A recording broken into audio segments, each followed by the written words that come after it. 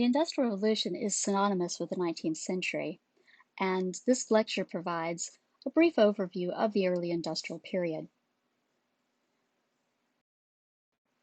According to historian Arnold Toynbee, this period represented a transition when machines began to significantly displace human and animal power in the methods of producing and distributing goods, and an agricultural and commercial society converted to an industrial one.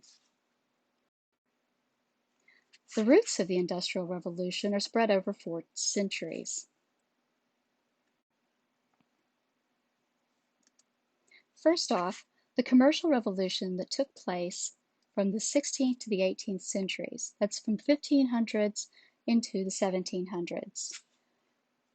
This was when we saw the development of things like modern banking, limited liability corporations, so that you could encourage investors to invest without risking all of their other property. That means if you invested $5, you would only be at loss of $5 if the company went under.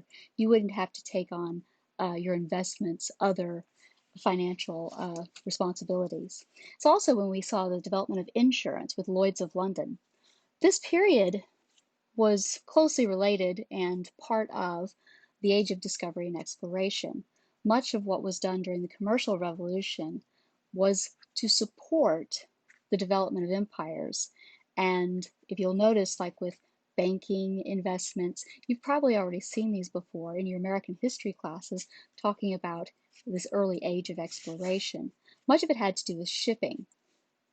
And from the age of discovery and exploration, this is where we see the rise of mercantilism. And mercantilism is this old model of imperialism, whereas the state controls the production of goods, and basically raw materials are taken from colonial holdings, brought back to the center or metropole, produced into goods, then sold back to its own colonies. It's a closed market model.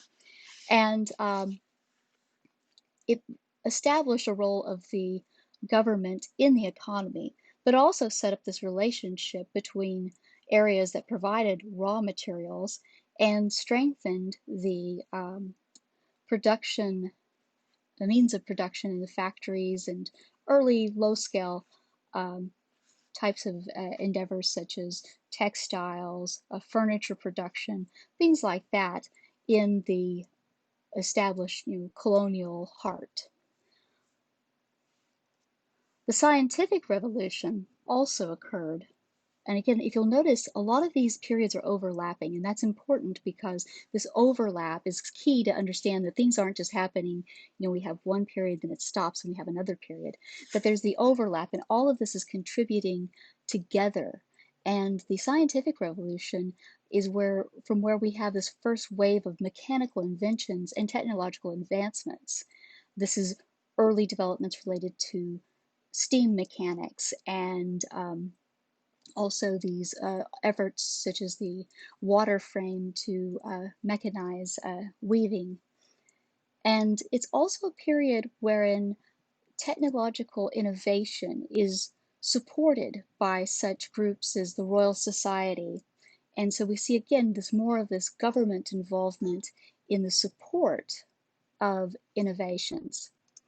And then the Age of Revolutions, which we talked about in our last lecture, kind of the impact of the French revolutions. But the Age of Revolutions, this period that encompasses both the 18th and part of the 19th century, this is a time period that really begins to shake up the traditional feudal structures.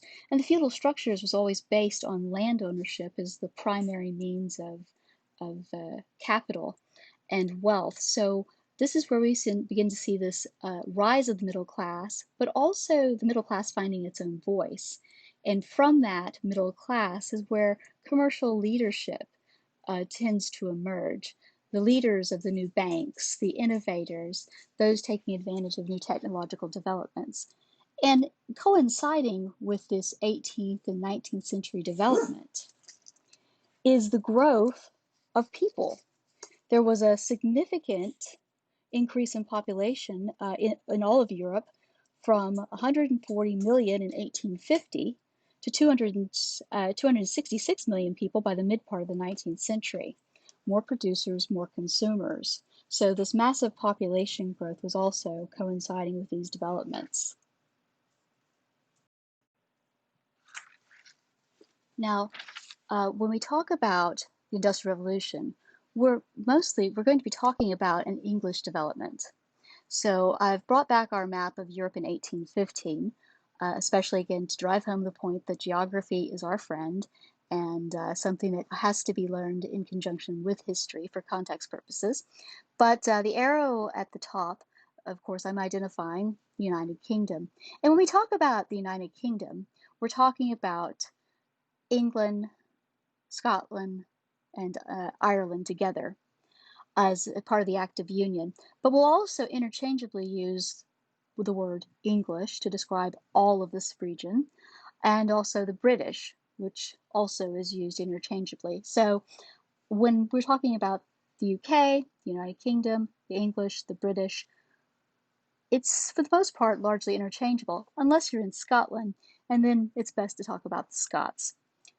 So let's talk about why England had a distinct advantage over the rest of Europe and was able to industrialize early. First off, if you think back to our map I just showed you, England has a distinct geographic advantage. It's not connected to the continent. And this little bit of distance, there's only really 20 miles across the English Channel, but this distance allows England to develop very away from the politics and disruptions of the rest of the continent.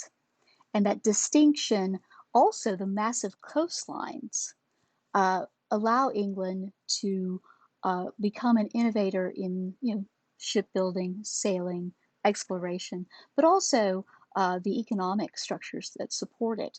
The other geographic advantage in England is the nature of its physical geography, the fact that it is coursed by many navigable rivers that are not very far from ports.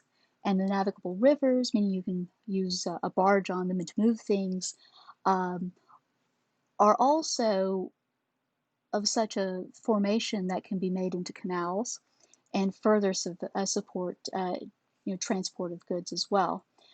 Furthermore, another advantage was that just the mineral deposits throughout England, the presence of both coal, iron ore, tin, things like that. And we'll focus on that in just a second. But know that England has a geographic advantage. Also, in terms of labor, there was a supply of cheap labor that resulted from the enclosure movement, which was an effort that began in the 18th century to remove the smaller farmers from land that they did not own, that they had leased and rented from large landowners. And this was related to the development of wool and woolen textiles, and its price fluctuations had gone up. And this enclosure movement, was cruel in a sense because it removed, took away a traditional form of livelihood and forced these people to find something else to do. But it creates, by extension, this pool of unemployed laborers that will work for very low wages and can be easily moved about because they don't have a home. The next reason is that as I said before, there's a good supply of coal and iron, which will be essential fuel for this revolution. Coal, of course, is essential in the creation of steam, and iron plays its role in conjunction with the coal because this is what steam boilers are built from. There's also the availability of large supplies of capital. This is money. And it's not just money, but it's money that can be invested. It's not tied to, you have to use it to meet basic human requirements. This is capital that is available for investment, and it's secured capital as well. It's backed by precious metals, and this is largely the result of the profitable commercial activity from the previous centuries. So now the money that you made during the age of discovery and your previous exploits can now be reharnessed and put to other purposes. Additionally, and this is also one of the advantages in England, that they're able to garner support from the government. So the government supports innovation, and this is key for, if you look back to that commercial revolution we talked about earlier, the fact that the groundwork was already there in terms of setting up these limited liability companies, and that's largely because of the English system of government has, over the course of these centuries leading to the 19th, beginning in 1688, that expansion of Parliament to include more diverse voices. Although I don't want to say that everyone was represented by Parliament, because very few could vote, and it was still it was an elite body. But at the same time, the government was not hell bent to maintain a purely traditionalist, old style feudal type monarchy that what the French had tried to do. So the government supports innovation and incentivizes it through policies. And it's also connected to those older financial institutions that are already in place and very secure. England also has another advantage in that it has a class of inventive people with technological skill and sense of independence and nonconformity, uh, encourage them to take risks. And this is important, the fact that there are people who are willing to invest in new ideas, that there has been this encouragement of innovations, and that stems from the scientific revolution, that popularization of science and personal, everyone going for, of the educated classes, this encouragement to, engage in activities that include science and different types of you know, inventions and things like that. And so there is this class, and the fact that they're willing to take risks, and again, that builds off of the earlier economic successes from the commercial revolution, but that's really important. And as I mentioned before, the raw materials, it's not just the coal and iron that we find in the British Isles. Even in the early 19th century, the British Empire has access to a wide range of available materials simply because of their colonial holdings. And they have already laid the groundwork for how to move raw materials from the colonies back to the heart and engage in, the creation of goods from those raw materials. And so they kind of built on this mercantilism, this idea, but the fact that there's always new sources of raw materials. You're not going to run out of something, and that has largely connected to that empire. And the last piece of this puzzle is the fact that there's stability, and it's going to be very important because there's domestic and international stability. The 19th century, once we get past the Napoleonic Wars, does settle down in terms of international peace. But there's also, England avoids much of the domestic turmoil that the other countries do not escape. That just in terms of strength of leadership and the fact that England has had its quote unquote revolution with the English Civil War, going back to the 17th century when they beheaded their own king, they've already grown past it. So that stability, that's going to be key because the economy thrives in a stable environment. So these are kind of 8 big, broad reasons why England has the advantage in the Industrial Revolution. And we'll refer back to them, but this is kind of what sets up England to take the lead. And when we talk about England, this is a map of some of the concentrations of industry. And you'll notice that the map includes these new growing towns, coal-fired ironworks, docks, and the coal fields. The yellow star in the south is London, just for reference purposes. And you notice the coal fields, the areas in blue, we'll zoom in a bit, these areas in blue, they're also where we're seeing the growing towns. The fact that the relationship between the raw material and the development of the factories that will harness that raw material and transform it into new goods, that's going to be key. And so many of these places, for example, like Manchester, Leeds, Liverpool, I mean, these were small, kind of out of the way places, Birmingham, Coventry, they were always there, but they really boomed in the 19th century during the Industrial Revolution because of their proximity to coal. Additionally, this map here shows population density, and population density is how many people live per square mile. And you'll notice, kind of in line with what we just saw, that the population density around these growing towns is significantly higher than the rest of the region. I mean, if you look at London and the surrounding area around London, there are places in and around Halifax and Newcastle that have a greater population density. And again, this is people who have moved from rural areas into towns because of the availability of new opportunities, but also because they lost their older, their traditional homes as a result of the enclosure movement. And so this goes back to the availability of that laboring class and to then be concentrated in these new areas.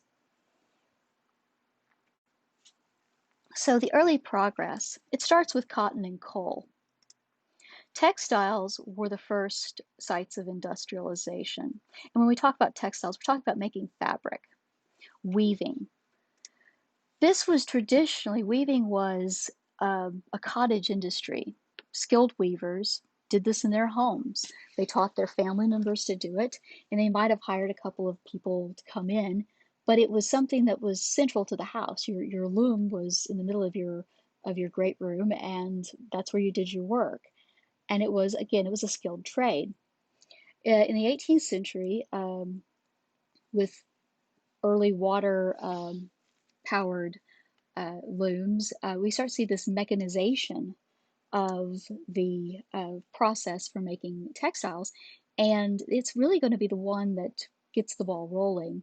And what's going to happen there is that you're going to displace a traditionally skilled labor group by adding the machine.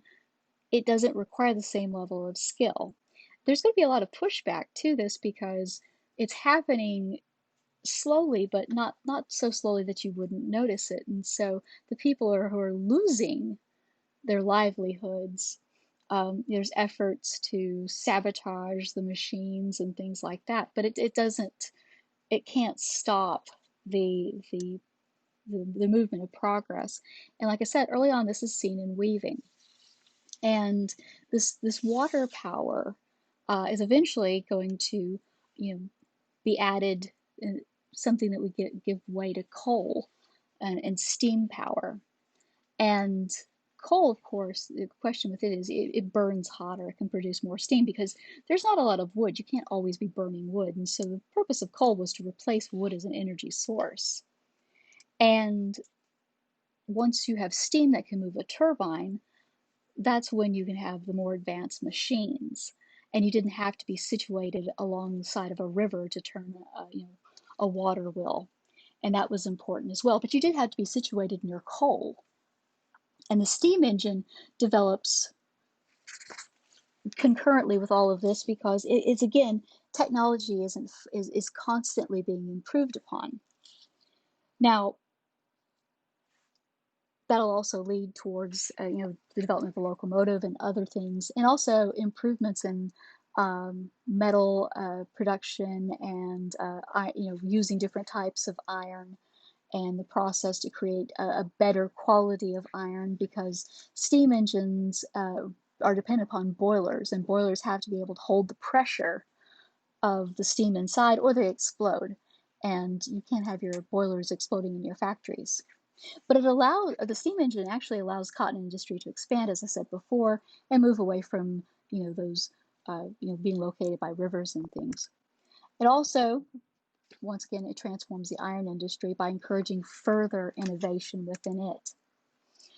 As you are able to create these larger machines, you also have to have a system within which to employ your workers.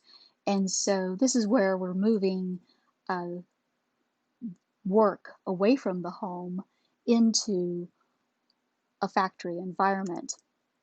And so for textile production, again, it goes from being something you had set up essentially in your living room to now you have these large open spaces with these massive machines run by turbine engines and things that are with a whole series of belts and pulleys, and people moving bits. They're still playing a major role, but their role is more or less limited.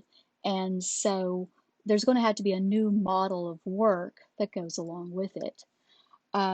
Transportation will also benefit from these early developments, because you need to be able to move raw materials and goods. You need to be able to bring coal to the factories and cotton and various other items to the factory for it to be produced. And you also then need to be able to take the finished goods and ship them to markets. And for the English, shipping the goods to market is going to be key, because many of the markets are throughout the empire as well.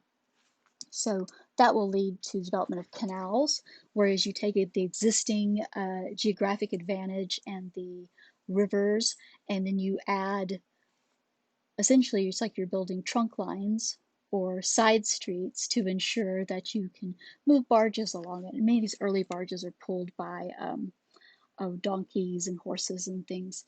But that's going to be important because you can carry a greater weight on water than you can over roads. But these early innovations with steam engines, they're going to be put to commercial use. I mean, steamships are going to begin, the process of being developed in terms of that way you don't have to rely on wind currents. It will also, because of the type of goods that are being moved and the amount of goods, will lead to the creation of hard surface roads and more focus on road building. This macadam is like an early asphalt. It's a crude comparison, but that was the best one I could come up for it. And so your roads, if it rains, your road is not useless. And then the commercial use of locomotion with trains. These are early trains. But a lot of that had to do with improvements in steam boilers and iron, so that it wouldn't be dangerous. But again, if you keep in the back of your mind, keep reflecting on how closely all of these things are related together. There have also been agricultural changes as well, and those were technology related, and which have allowed for the greater production of more food with less human labor, and that allows more people who were traditional farm laborers to move to the factories, and also it's going to prompt for a more stable, steady population growth. If we're not that far away from a time period when people starved, and in fact, in the 19th century, we're going to see a major famine where there was simply no food and people starved to death. And but in the British Isles themselves, not Ireland, but if we look at the area we saw in our earlier map, they're not going to face that kind of struggle for food. Whereas on the continent, it's still there. And again, technological improvement, less human labor, and that human labor can be transferred to other areas. So the spread of industrialization to the continent was slower, and it's going to be, it's going to come from England.